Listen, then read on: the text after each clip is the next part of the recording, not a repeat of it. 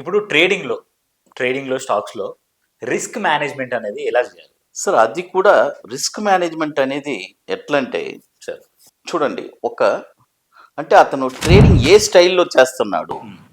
ఇప్పుడు ఒక స్టాక్ కొంటారు, నేను ఒక 3 years 4 years హోల్డ్ చేస్తాను, లాంగ్ టర్మ్ అనే మైండ్ ఉంటే అతనికి రిస్క్ మేనేజ్మెంట్ అనేదే లేదు.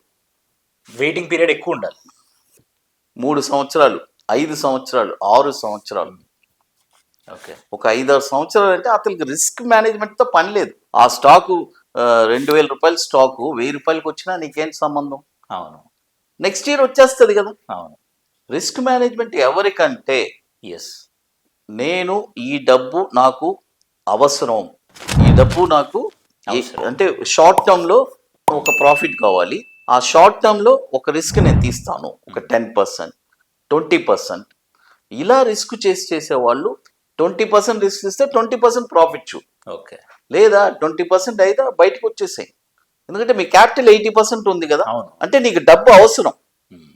డబ్బు అవసరం లేదు అనుకుంటే రిస్క్ మేనేజ్మెంట్తో పని లేదు.